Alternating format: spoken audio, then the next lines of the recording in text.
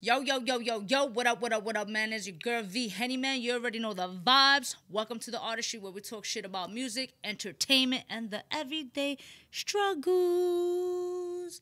And you know how we do, man. We always have a dope guest in the building. We have marketing professional, content producer, co-founder of the Rap Fest, and just the guy is just a dope soul overall. Make some noise for Rocko Rathon. Thank you for having me. I don't have the budget, so hold on. What's good? What's good? I'm good. How are you? I'm good. I'm blessed. You know, it's you can feel spring trying to creep in. You know. Yeah, a little bit. It pops up and it leaves. It's here and there. Yeah, it's a little tease. You understand? But I want to say thank you for taking the time, being here. Welcome to my home, the Artistry. You know. Thank you. I know we've been working this out. Yeah. You know, but before we dive into anything, I love to do a toast where you know, I'm just giving you your flowers. You know, congratulations on everything you just accomplished, and it's super inspirational, and you motivate a lot of people. Thank you. You know, so let's make this to you. Oh. Shouts out to The Rock. Yeah. Ooh. So we got Rocko in the building. Rocko got me right now with I haven't had tequila. I go by V-Henny, you know? So you know, but yo, I was you know, I was definitely like diving into certain things with you, and I was just like, you're a busy man. Like, yeah, I used to be more busy. Okay. But now like the busyness has subsided, and it's probably gonna start to pick back up again soon. But yeah, I like where it's at right now. You like where it's at? Yeah.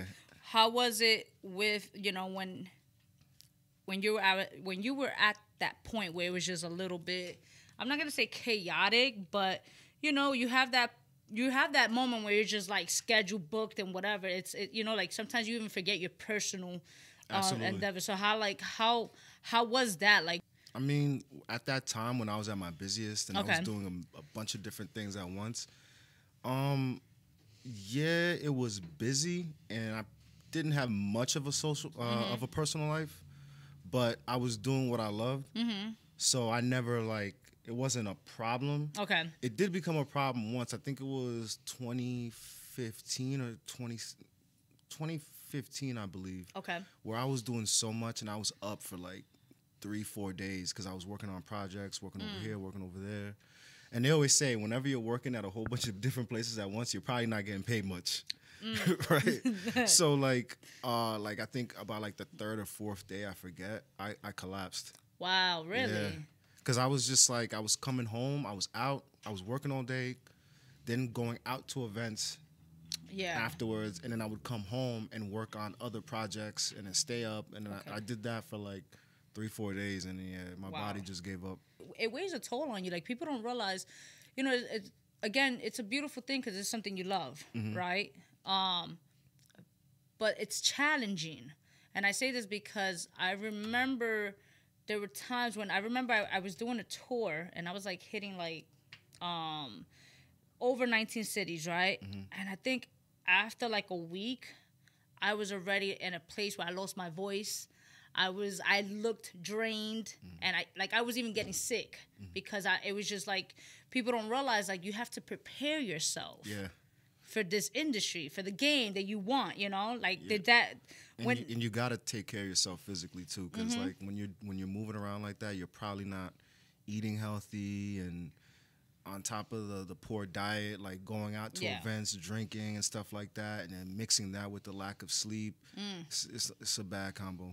So let's go somewhat to the beginning where you originally went to school for marketing, and you started off with traditional marketing. So can you break that down a little bit for those who are not familiar with like just the term of traditional marketing?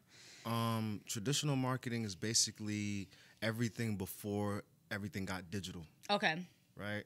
So like you're talking about like when you see like billboards, when you see marketing on TV, when you go to a mall or something and you see like the signs, like promoting things, like Yeah. all the different forms of marketing before things became fully digital. I'm kind of marking my age here, but I'm a young old man. Nah, I hear that. Listen. I get. Well, I'm sorry, but like I went to school for marketing right as the digital thing started to boom. Yeah. Like, okay, because digital marketing is fairly new. It's been what, like 10 years already. Digital marketing, maybe I'd give it more like close to 15. Okay. And like that includes around the time that I went to college. Okay. It was just that the schools were not like, they weren't teaching things like that. Like back then you didn't know that there could be a job for digital marketing. Gotcha. Like back then, doing anything involving social media was just kind of like, oh, this is for fun.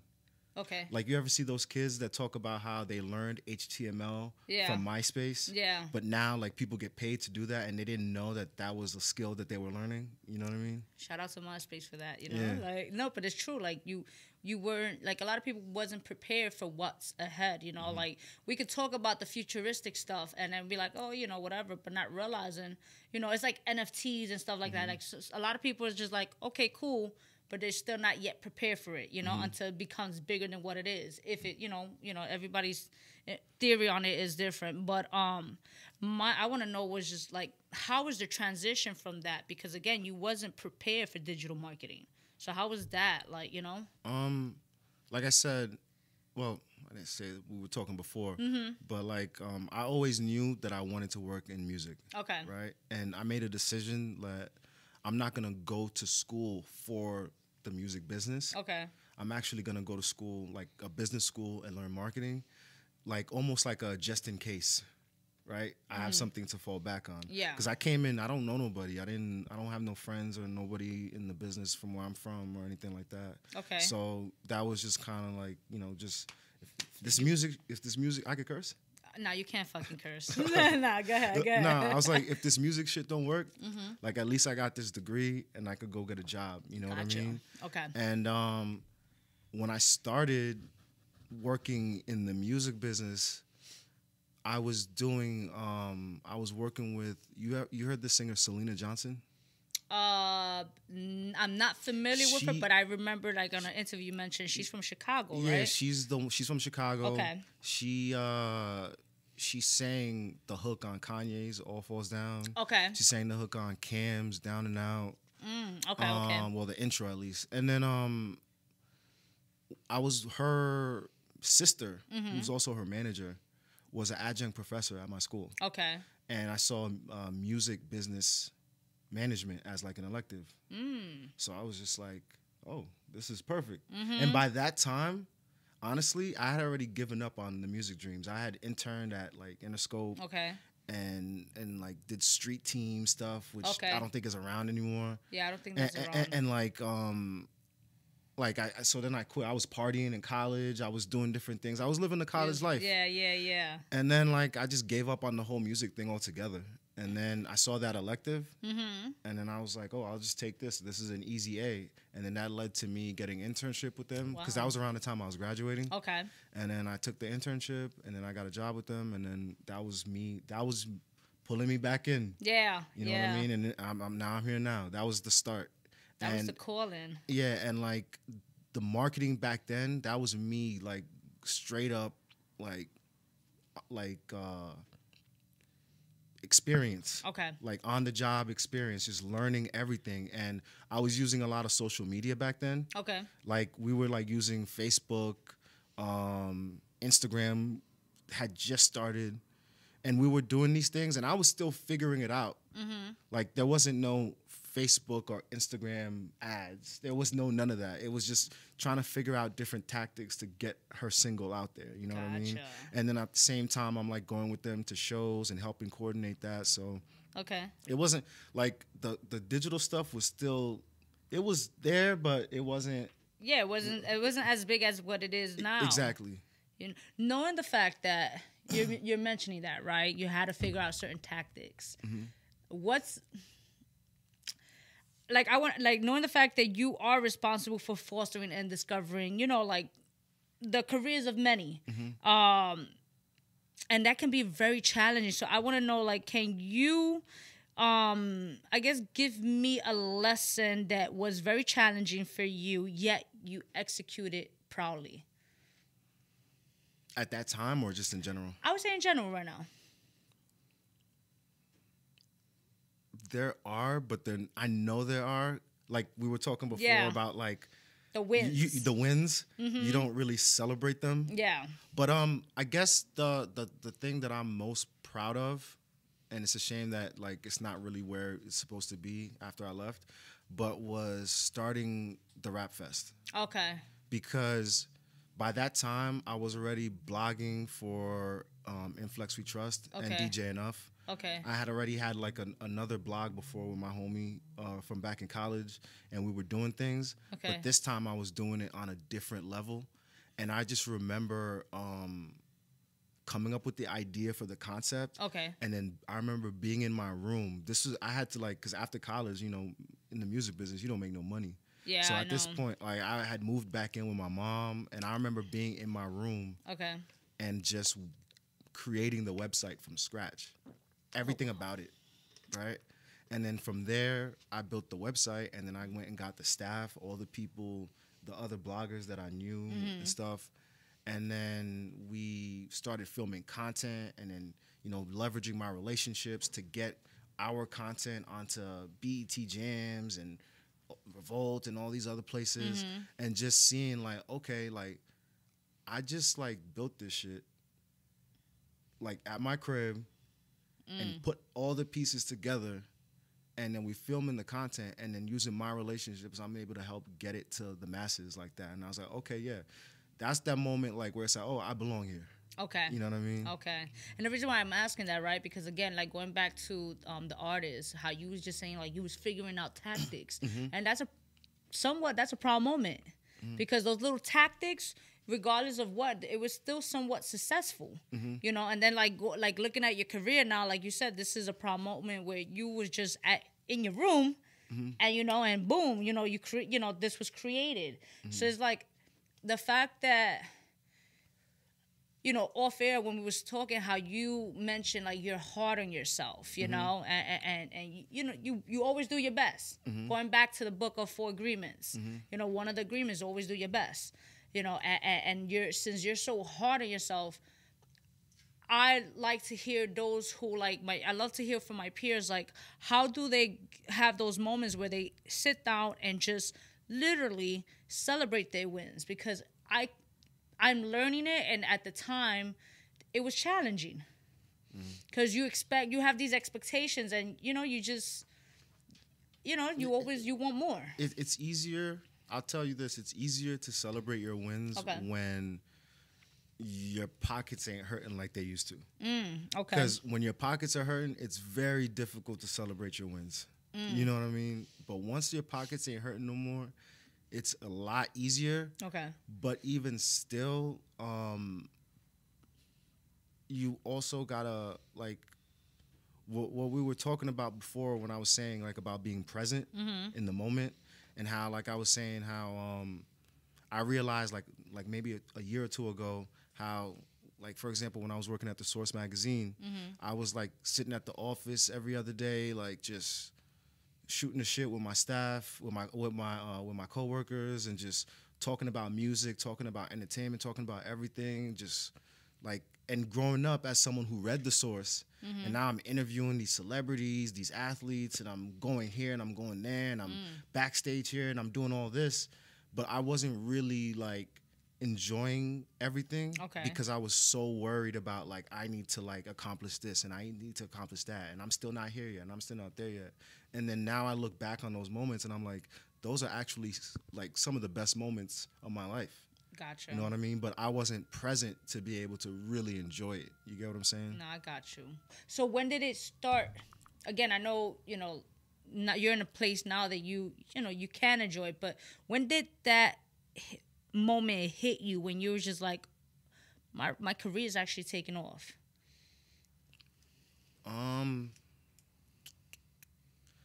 I guess those beginning moments, like, bro, when I started blogging for Funk Flex, as someone who's from New York, growing up listening to Hot 97, and then, like, I remember, like, first time stepping into the radio station, and I'd been there before, but with artists.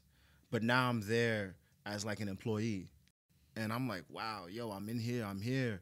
Because you remember, like, yo, I'm from a small town. You feel what I'm saying? So it's just kind of like. Where you from again? I'm from Spring Valley, New York.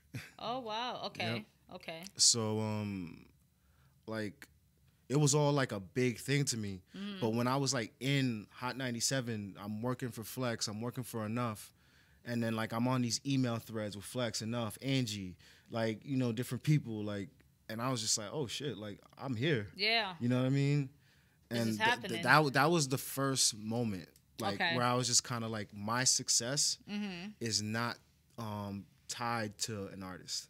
Gotcha. So when you say tied to an artist, were you managing an artist? Like what? Okay. How's?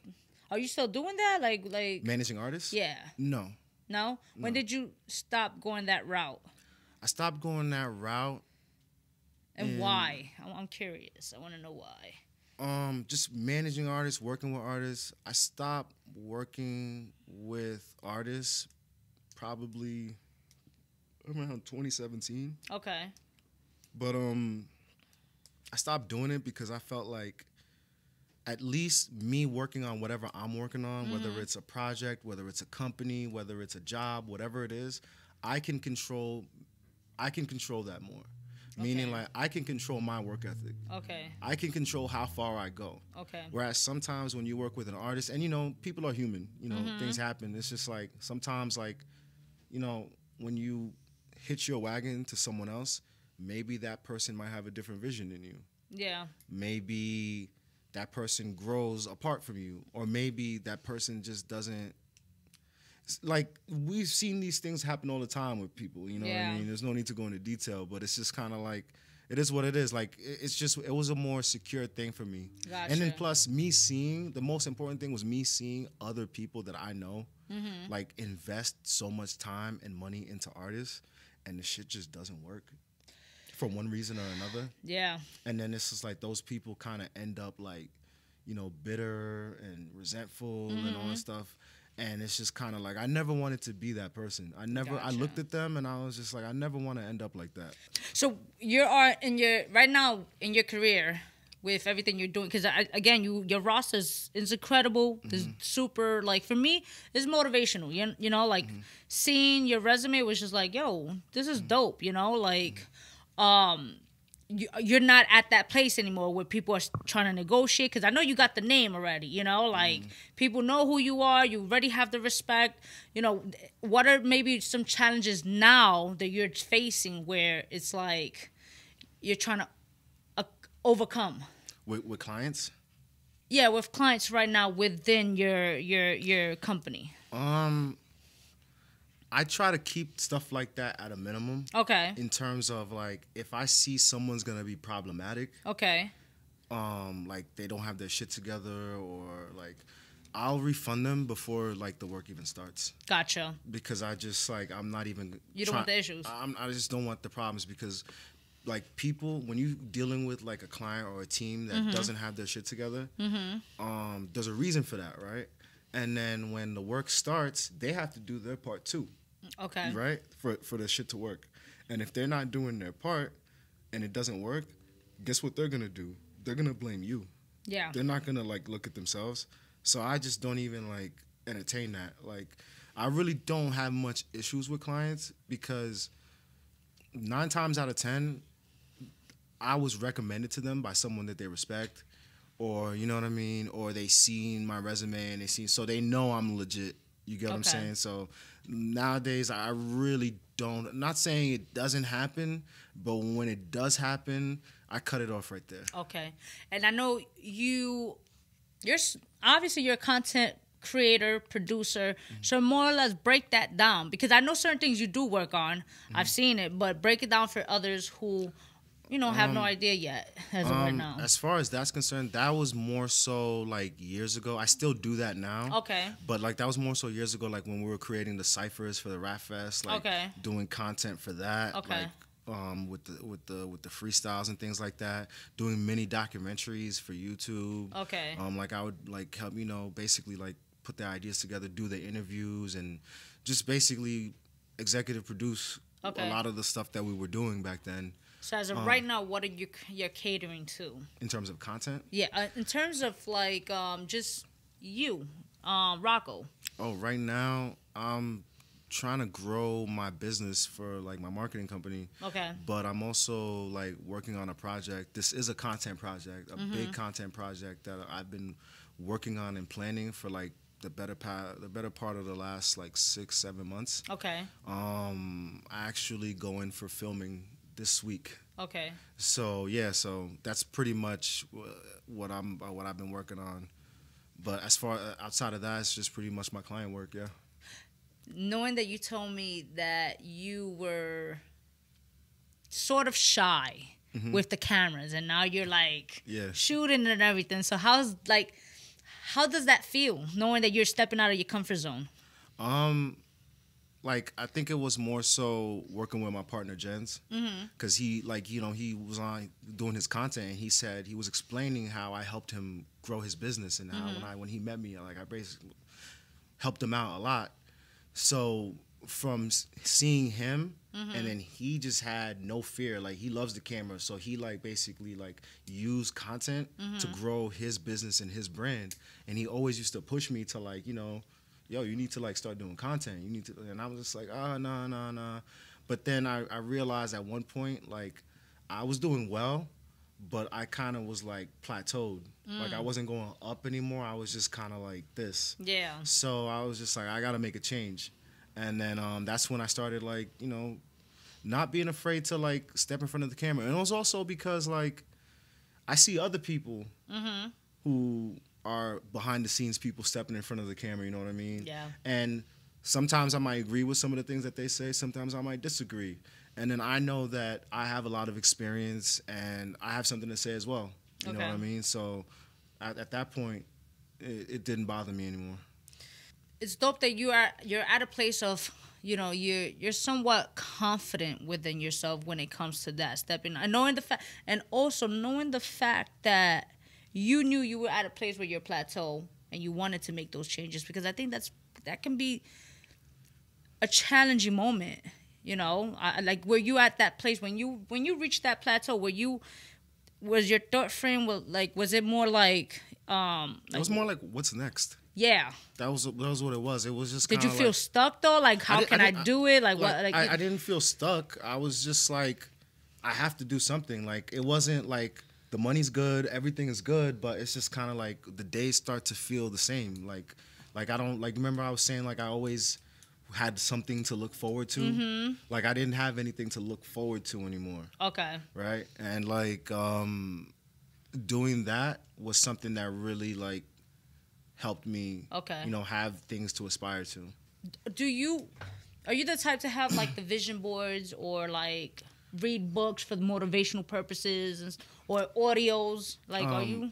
Not reading, definitely audiobooks. Okay. I used to be very big on reading books back in the day, but like audiobooks are better for me now. Okay. But all like the self-help stuff, that stuff started maybe like a year ago. Okay. A year and a half ago. Definitely like around the time of the lockdown. Okay. And like it was just more so me just taking time, because at that time we had like a lot of downtime. Yeah. Right? And I took time to like really look inward and just figure out like, okay, what are the things about me that I need to work on? Right? Okay. Like I was like, yo, I don't like the way I feel like physically. Like, I don't like this about the way I look. Like and I was like, yo, I'm going to the gym. Joining the gym, I'm getting a gym membership, doing meal prep, working on that. Then when that improved, wanted to fix the mental, like just like, just a lot of self-development. Yeah, like it wasn't a lot. It didn't need to be a lot, but it was just like certain things about like the way, when we were talking about the way you talk to yourself, like things like that. You know what I mean? Yeah. We were talking about the 4 agreements earlier. Yes. And these are things that I use to just really like get myself right. You know what I mean? During the pandemic, around that time frame, was it challenging like that? Because I feel like for a lot of people, it was either it made them or broke them, you know? So like for you, I know you worked on, you know, you did some self-development, but was it challenging knowing the fact that a lot of things were on pause in a sense? It wasn't challenging. Actually, in terms of like my business, it was great for me. Okay. Because all the labels that I'm a vendor at, that's all they could do at that time was digital. Yeah. So they were sending me a lot of work. You know what Okay. I mean? So it was like, it sucks to say it, but for like people in my line of work, it was great. Okay. Right? And plus, I work from home. And I worked from home, like after I left my job at Sony, I started my own company and I worked from home. Okay. So when the lockdown happened, like I think the lockdown happened a little over a year after I left Sony. Okay. So it's like by that point, I'd already been working from home. Gotcha. So it wasn't anything like I needed to adjust to or anything like that. You know what I mean? Gotcha. Can you explain a little bit on the whole being a vendor for labels to have a better understanding for people? Oh, so when you're a vendor at a label, you're pretty much just like an independent contractor. Okay. Right? So, for example, you know, they have all your business information at the company. And for those that don't know, there's only 3 major labels. Okay. Everything else, it's Sony, Warner, Universal. Okay. Everything else you hear from like Atlantic, Def Jam, Interscope, they fall under one of those 3. Gotcha. Right? So when they have a certain project that they want me to work on, you know, I get the email, okay, here's the project, here are the goals, and then send us the invoice, and then that's that. And you provide the service And and then things like that. you provide the service, they pay you for it, and you know, you're not like I'm not an employee at Warner Music Group. Yeah. You know what I mean? But the people who know me over there and know my work, when they need me to do something, whatever it is, they just let me know what it is and then send the invoice. Do you also work with independent like independent artists, should I say? Absolutely. Like that's actually like That's like one of your main sources and stuff like that? It's not just one of my main sources because it's a lot. Because a lot of my clients, like a lot of people get it confused. Like there's some clients like I do campaigns for advertising, but a lot of people come to me for other things that are just like one-offs. Like, hey, can you do this? Can you do that? Right?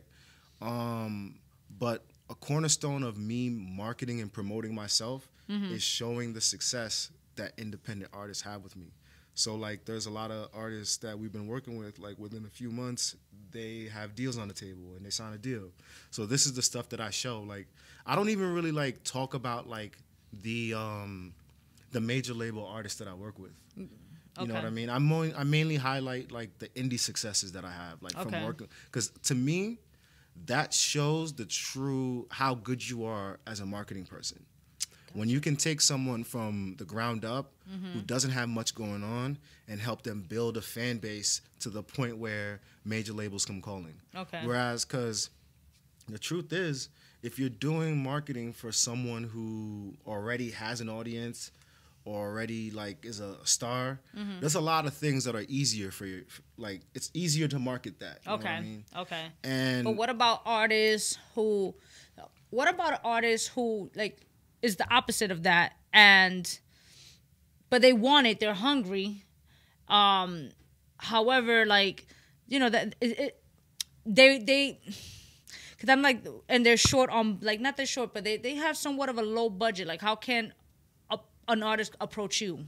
I mean, to be honest, some of the services that I do have, like some of them, not all, some of them, like I try to make it like, gotcha, like packages and scales where it's just like I try to like fit everybody's budget. Okay. Some of the stuff I can't do that with. Okay. Right. Okay. But where I'm able to do that, I do that. Okay. So I do get a lot of people who come with smaller budgets, and we still figure something out. Gotcha. So that's pretty common.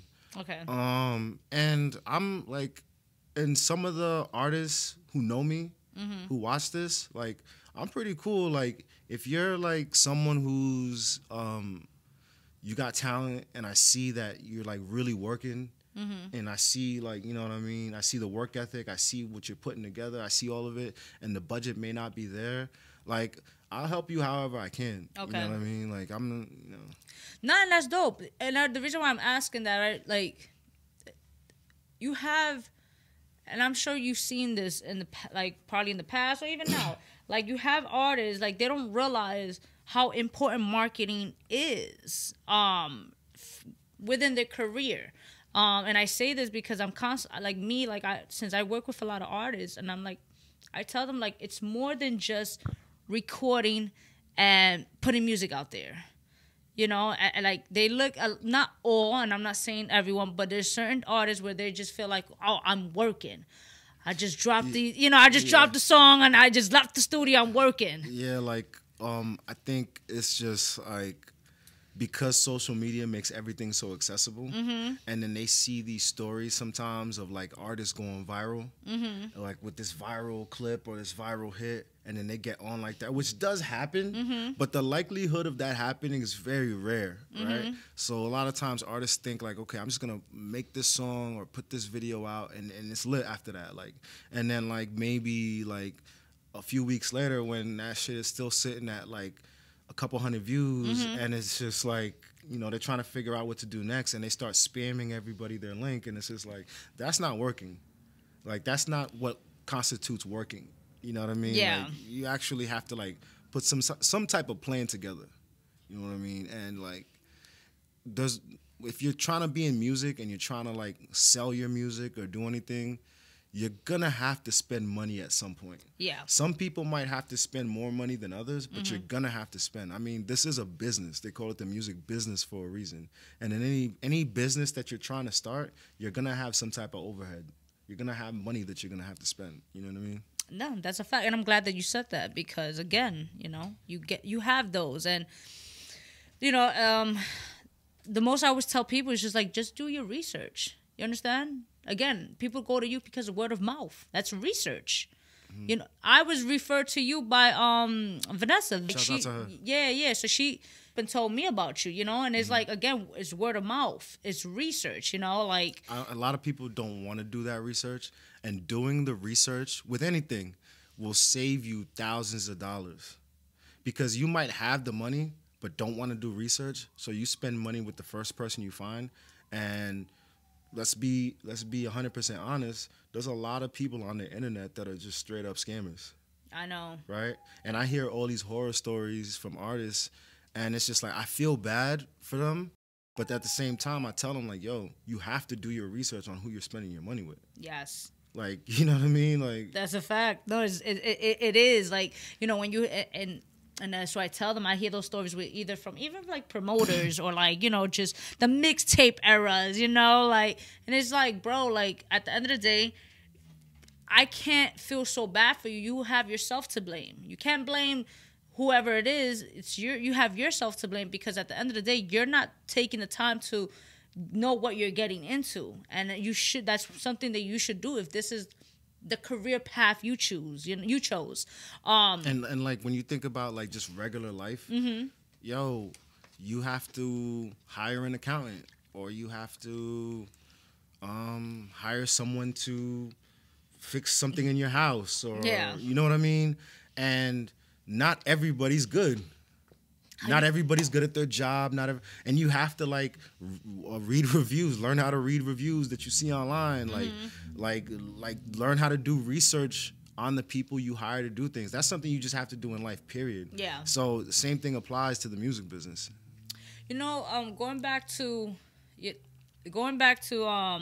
believe, I don't know if I mentioned it here, but I know like off air we was talking about, one thing that stood out for me with you was that you had mentioned how when you realized that you can get into music without being a musician, you know, I thought that was powerful, because again, we live in a narcissistic era. I feel like, you know, everybody wants to be the star, etc. You know, having that mindset, I'm curious on knowing now, like, give me that one track that put you in that feeling of being like, because of this song, I want to get in the music industry. Or like an album. Was it an album or artist? Like, what was it? I can't say it was one song. Okay. But maybe like an era. Okay, what era was that then? That was like the early 2000s. Okay. That was when I was a little kid, and like I remember my mom had got me a computer. Okay. And had gotten me like this is when cable modems had just came out. Now everybody has high speed internet. Yeah, But when I was a little kid, it was dial up, right? Remember that? Right? And like when she got me like the cable modem, and it was high speed internet. Okay. Boy, I was on every hip hop website, and there's a lot of websites that are still around to this day that started back then. Like I remember reading Hip Hop DX back then. I was reading the reviews back then. I used to be on this website called Hip Hop Game. Okay. All hip hop was around back then, and I was basically just a consumer. Like I was learning about like how the music business works. I was reading all the magazines, and then listening to all the albums that were coming out. Like, you know, I was a kid, so, you know, I didn't have money to go buy albums. You know, I'm not going to bother my mom. She already, like, got me this computer. Like, I'm not going to, you know what I mean? So, like, so I was downloading. Gotcha. I was doing a lot of downloading. What was that app that, not the app. LimeWire? Yeah. So I was downloading a lot of, I mean, what's the statute of limitation? You can't get me now. It's too late. Right? But, like, and then at that time, like, I was just one of those dudes. Like, you see how, like, a track will drop today, and then you hear it everywhere? Yeah. It wasn't like that back then. A track would drop on the internet, and then it would take, like, a few months for, like, radio and everything to catch up. So I was always up on everything before everybody else. Gotcha. So I would, like, burn mix CDs and, like, you know, pass them out at school and stuff like that.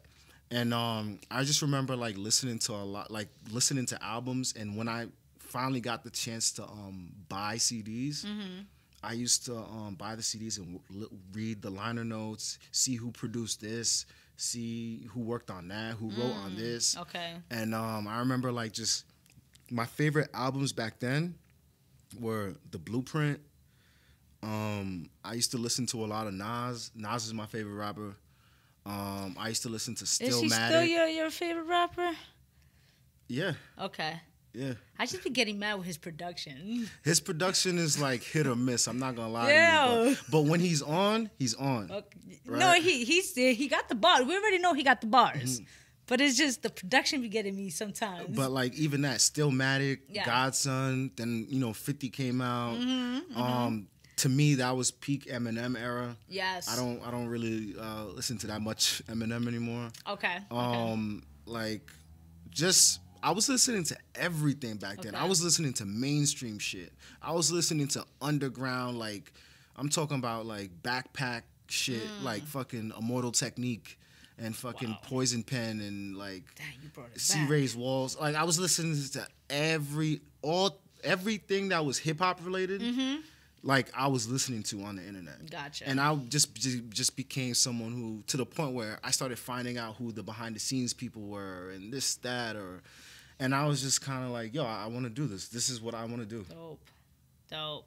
And then you went to school, but you said again that you got not discouraged, but you just kind of was just like, because of you was living the college life. Pretty much. Yeah. So that, so like looking at that, to where you're at now, again, that's why I'm like, congratulations, you deserve your flowers because there's a lot that you overcame and it's dope. Looking at everything, as a human being, I know when in doubt, like what is it that you do like to keep yourself motivated? When in doubt, like lately, whenever I would like doubt something, I would just think about all the things that I overcame. Okay. Like the things that like, because to me, even some of like my friends from back home, like they'll tell me like, this is crazy that you were able to like get this far because where we from, like there's no like, I mean, we're like, Spring Valley is like what, 30 minutes outside of Manhattan? And we are like, it's a small town vibe. You get what I'm saying? So it's like not knowing anybody in the business. Normally, like you have to know someone to even get a foot in the door. Yes. And where I was, like, there's some like execs. I find out now there's some execs that live in the county, but not where I lived at.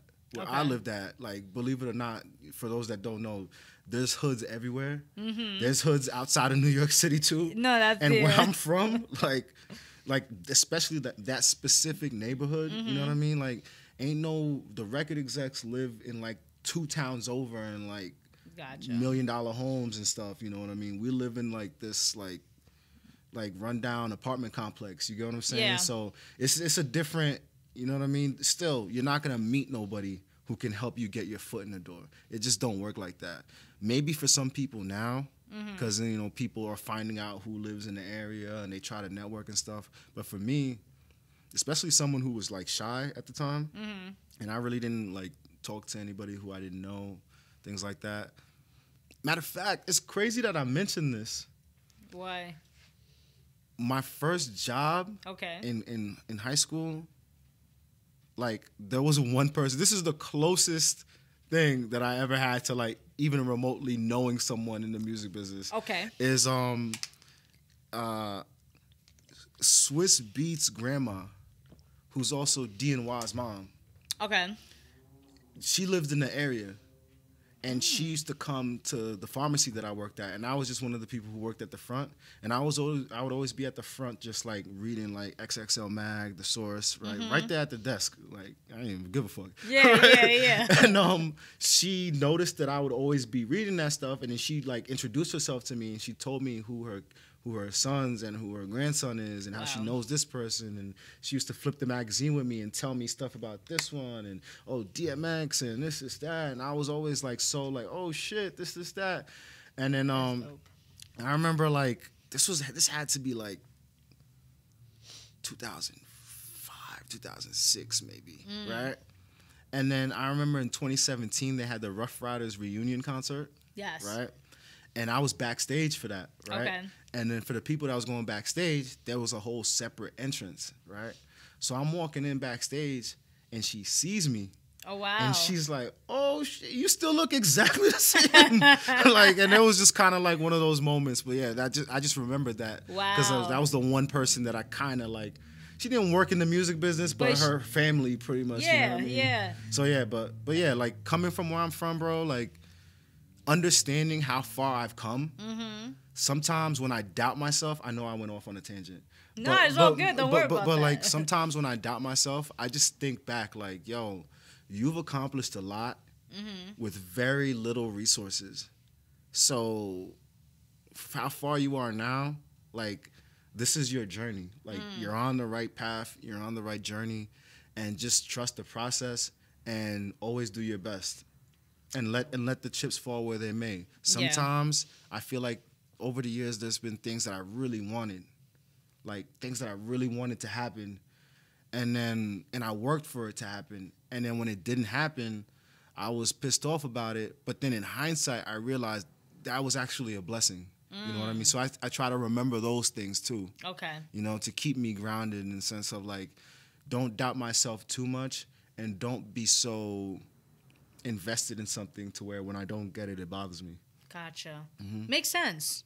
It's dope. I like that thought process. Lastly, I want to know, when was the last time you did something for the first time?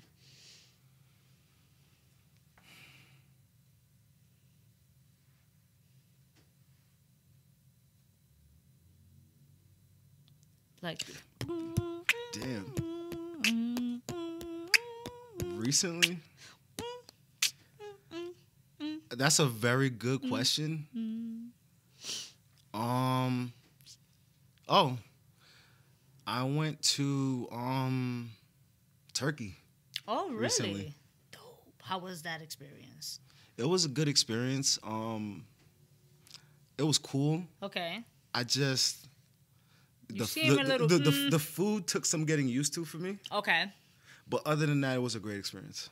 That was something like normally I like when I travel to like the Caribbean, South America, or I'll go to like Europe or like the places where everybody goes to in Europe, right? So but like Turkey was business or personal?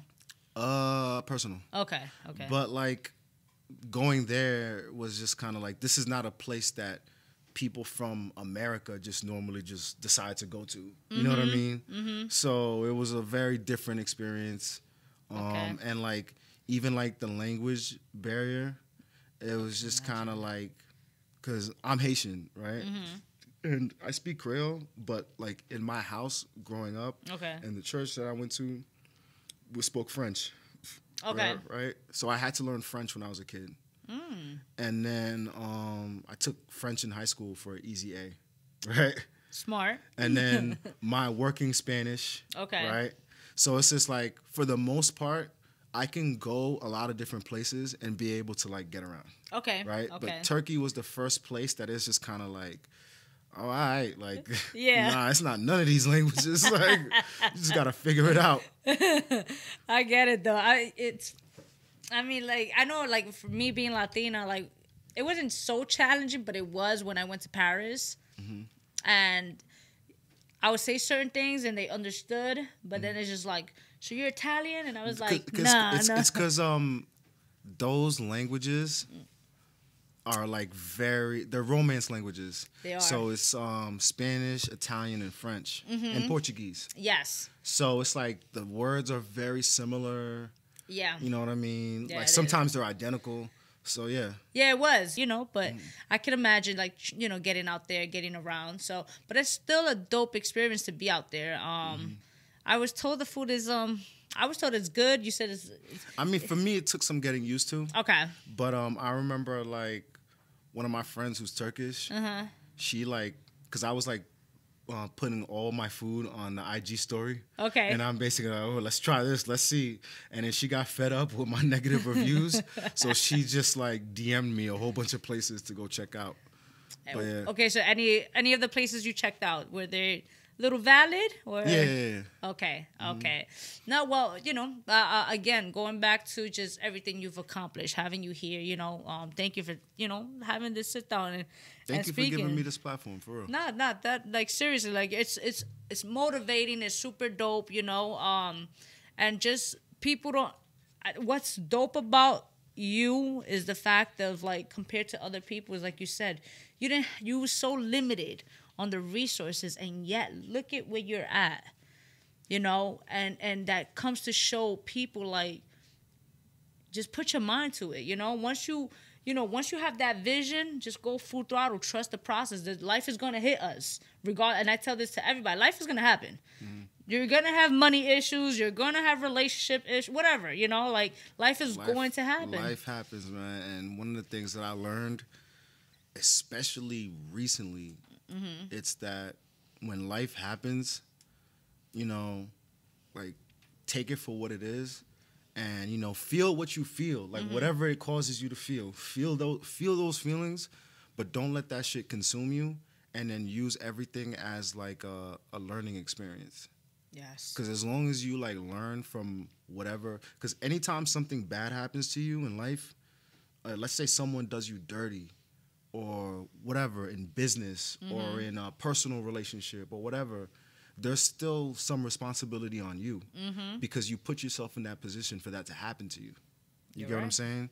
And when you learn, that's why people are so quick to be like, oh, this person did this or this person did that. It's like, yeah, they did that and that's their karma, that's them. But if you look at yourself first and you acknowledge, like, okay, what did I do that put me in a position for this to happen? And once you learn that, you don't let that happen to you again. That's why, like, when we were talking about, like, clients that trying to get free work or whatever, it's just like, now I'm at a point where it's just like, I don't even allow that to... Yeah. I don't even have that issue no more because I don't allow for it. You get what I'm saying? You're right. Because I had to learn. I had to look within myself. It's like, why is this happening? You get what I'm saying? No, I get it. And it's true. But that's also comes within your, like your growth. You obviously you've put in the work within yourself to get to where you're at now, where it's the self-development, and taking accountabilities for certain things, it's a big thing. Not too many people know how to accept that or go that route, and until you take accountability for yourself, in my opinion, like, you're gonna keep making the same mistakes over and over again, and you're gonna keep blaming other people And ultimately, you'll never really be happy. It's true. Like true happiness is one of the things I learned is like it comes from within, which people always say that, but people don't really get what that means. It comes from within, but first you have to look at your own bullshit. Yeah. Yeah. You know It sounds cliche. It does, but it's true. You're speaking, you're dropping gems. It's true. Like, people don't realize that. Like, you know, and what you're saying is, yeah, it comes within, you know, like, happiness. And there's a lot of people out there, and this is just from, like, my just travels, and just going to different cities, meeting different people, being in different rooms with different celebrities and powerful people. There's a lot of people who have a lot of things that people want, right? The money or this type of car or this, that. And I'm not going to say these people, but a lot of people who have these things that people like want, these people are not happy. You know what I mean? And a lot of times when you see people, I'm not going to say every time, but a lot of times when you see people buying a lot of like material things and doing this, it's because they're trying to fill some type of void.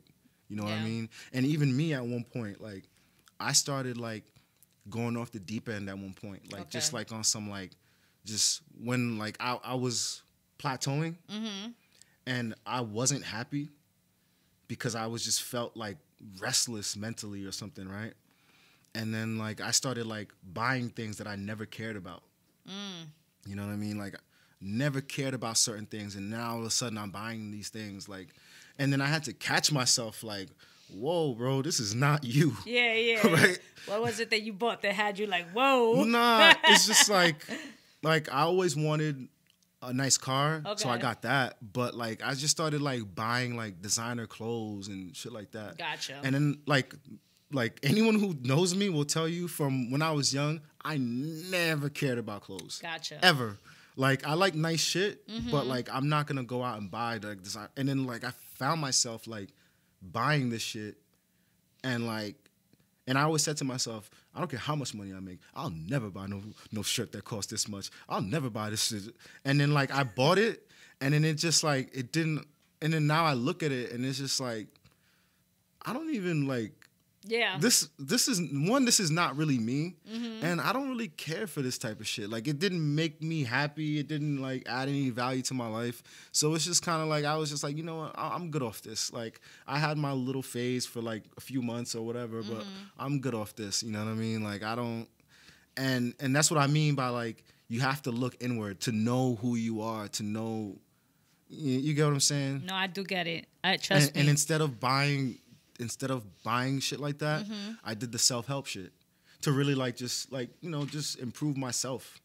And then that's where the happiness comes from. You get me? That's dope.